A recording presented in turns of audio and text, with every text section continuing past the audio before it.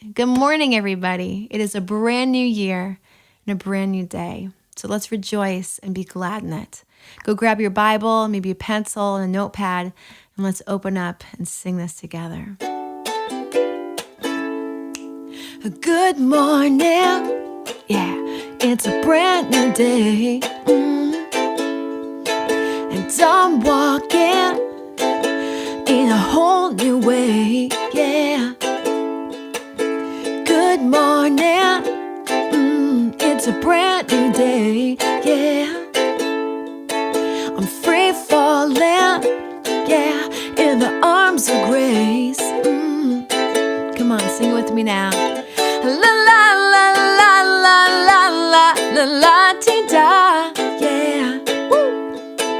La la la la la la la la la ti da. It's a brand new day. It's a brand new day. It's a brand new day. It's a brand new day.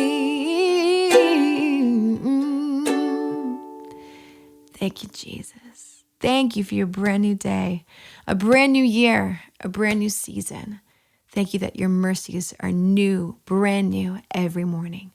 We give you all the praise and the glory forever. In Jesus' name, amen. I am so glad to be back with you this morning. I am so excited to dive back into God's word. And we are finishing up today Galatians chapter 5, verse 20. And it's been a little while, but we finally made it to the end of this verse. And we are going to study today heresies. So before we dive too deep into it, I just want to bring a context of how we've been studying Galatians and we've come to the works of the flesh. Now the works of the flesh are manifest, which are these. And then it goes down the list and you'll see in verse 20, idolatry, witchcraft, hatred, variance, emulations, wrath, strife, seditions, and today, heresies. So the question is, what are heresies and what does the Bible have to say about it? So let's start off with just the basic definition of heresies. It is an error in biblical doctrine that is willfully believed and maintained, a deviation from the foundational teachings of the scriptures. Heresies are a work of the flesh. And it's funny because it's not something I would normally think of as a work of the flesh. I think I would think of it as a more spiritual thing. The Bible does talk about doctrines of devils. But as we see here, it is a work of the flesh. It's something that the flesh can feel very comfortable with. So let's go over to 1 Corinthians chapter 11 and verse 19. I'm actually going to start in 18 where it says, I hear that there be divisions among you, and I partly believe it, for there must be also heresies among you, that they which are approved may be made manifest among you. So here we see Paul dealing with heresies directly in the church. Just like in Galatians, he's dealing with the body of Christ, and he's warning them that it is easy for the flesh to allow or approve heresies among us. Guys, I believe now more than ever, we have to know this Bible. We have to be scripturally literate. We have to be able to decipher truth through the power of his Spirit and knowing his word. The Bible says in 1 Timothy chapter 4, now the Spirit speaketh expressly.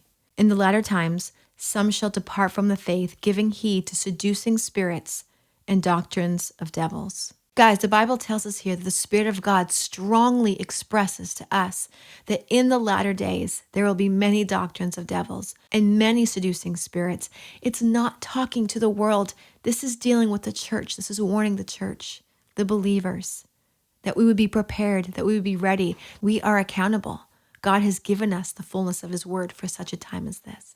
Look at speaking lies and hypocrisy, having their conscience seared with a hot iron. Morality will greatly decrease. People departing from the faith, seducing spirits, doctrines of devils. We have to know God's word, the sword of the Spirit. What did Jesus do every time he was attacked by Satan? He spoke the word of God. Turn with me over to 2 Peter chapter 2. Verse 1, but there were false prophets also among the people, even as there shall be false teachers among you, who privily shall bring in damnable heresies, even denying the Lord that bought them, and bring upon themselves swift destruction. Damnable heresies, even denying the Lord that bought them. Who's been bought by the blood of Christ? We see over in 1 Corinthians chapter 6. I'll turn over there really quick. In verse 20, for ye are bought with a price. Therefore, glorify God in your body and in your spirit, which are God's. In Acts chapter 20, at the bottom of verse 28, it says, speaking of the church, that he is purchased with his own blood. So this is what it means to be purchased and bought by the precious blood of Christ, who gave everything for us. And yet it speaks of damnable heresies coming in, where people will even deny the very Lord that shed his blood for them. And what does it say in verse 2? It says, and many shall follow their pernicious ways. Why? By reason of whom the way of truth shall be evil spoken of. So the way of truth is going to be seen as the wrong way, as the evil way. And we know that in the last days, the Bible tells us that good will be called evil, evil will be called good, and many people will follow in these ways and be deceived. Look at verse 3. And through covetousness shall they with feigned words make merchandise of you. If you look over in 2 Corinthians chapter 11, it says, for such are false apostles, deceitful workers, transforming themselves into the apostles of Christ. And no marvel, for Satan himself is transformed into an angel of light. Therefore, it is no great thing if his ministers also be transformed as the ministers of righteousness, whose end shall be according to their works. So again, the Lord reminds us that their end will be judged. However, don't be surprised. Don't marvel. If Satan himself can transform himself into an angel of light, how much more will his ministers? We must be wise in these days that we are living. We must know what we believe and who we believe, and be ready to give an answer to all those who ask.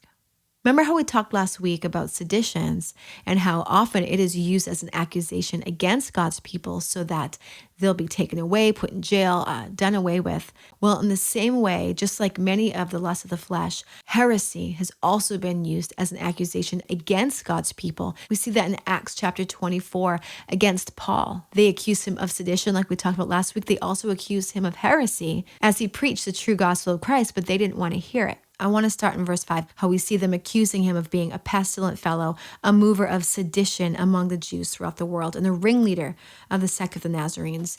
Now turn with me over to verse 14, where Paul is actually replying. He says, but this I confess unto thee, that after the way which they call heresy, so worship I, God of my fathers, believing all things which are written in the law and in the prophets. So he's trying to express to them, I worship the God of my fathers. I believe all the things that are written in the law and in the prophets. This is not heresy. And he goes on to say, and have hope toward God, which they themselves also allow, that there shall be a resurrection of the dead, both of the just and the unjust. And herein do I exercise myself, to have always a conscience void of offense toward God and toward men. So many of the religious leaders at that time hated the gospel of Christ, and to them it was heresy, and Paul was being accused of heresy. We know Jesus himself was accused of breaking the laws. Satan tries to bring confusion in all these things. If you were an onlooker at that time, I can imagine it could be very confusing with Paul trying to express that he believes all the things that they do, but he also knows that the Messiah has come, fulfilling all the things that the scriptures had said. And in the same way, we know that in these days to come, there will be a lot of confusion concerning things like the scriptures, Jesus coming, and so much. That's why we have to know his word. Of all times, we have been given the fullness of the scriptures for such a time as this.